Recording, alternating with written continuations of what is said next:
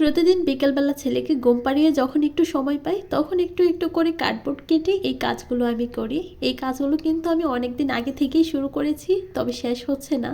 আজকে ভাবছি বসে বসে শেষ করে নেব। আসসালামু আলাইকুম ভিউয়ার্স, কেমন আছেন সবাই?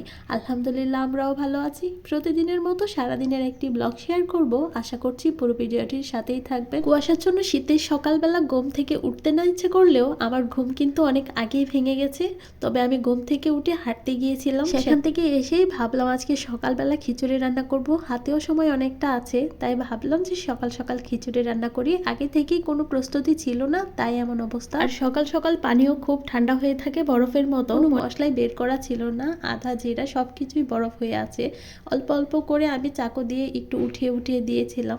সবকিছুকে একবারে হাত দিয়ে মেখে তারপর আমি চুলায় বসিয়ে দিয়েছি। আজকে খিচুড়ি রান্নায় শুধু মসুর ডাল ব্যবহার করেছি, সাথে হচ্ছে ভাত রান্নার যে চালটা থাকে সেটা, আর অল্প কিছু পোলাওয়ের চাল। অন্যান্য সময় চাল ডালগুলোকে আমি 20 মিনিটের মতো ভিজিয়ে রাখি, আজকে আর সেই সময়টাও হলো না। সবকিছু আমি একসাথে ধুয়ে মশলা দিয়ে মেখে তারপর বসিয়ে দিয়েছি। এর জন্য পানির পরিমাণটাও একটু বেশি দিয়েছি, ভাতের চালের মধ্যে পানির পরিমাণটা একটু বেশি লাগে, তাই আর কি। আর এখানে হচ্ছে শেষের দিকে ধনিয়া পাতা দিয়ে আমি দমে রেখে দিয়েছিলাম। একবারে জর্জরি হয়েছিল খিচুড়িটা। আর খিচুড়ির সাথে বেগুন ভাজা না হলেই তো নয়, আমার কাছে খুবই ভালো লাগে। তার সাথে হচ্ছে ডিম ভাজা। আজকে এইটুকুই থাকছিল সকালের নাস্তায়। খাবারের সময় সাথে একটু জলপাইয়ের আচার নিয়েছিলাম। জলপাইয়ের আচার দিয়ে খিচুড়ি খেতে কিন্তু বেশি ভালো লাগে। আর সকালবেলা তো সবাই খিচুড়ি দেখে খুব খুশি।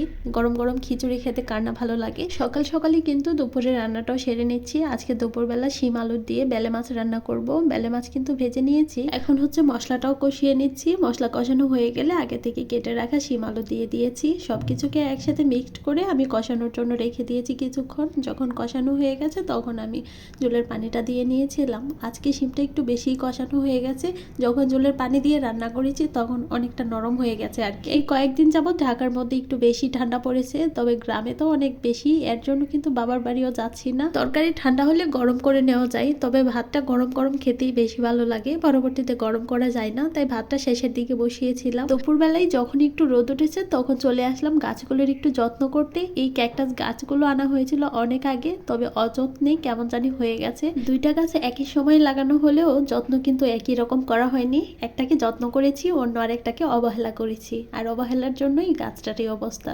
যাই হোক, সুন্দর করে আমি টবে লাগিয়ে দিয়েছি। প্রত্যেকটা জিনিসকেই ভালোবেসে যত্ন নিলে সব জিনিসই কিন্তু সুন্দর একটা রূপ পাই, সুন্দর একটা জায়গা পাই।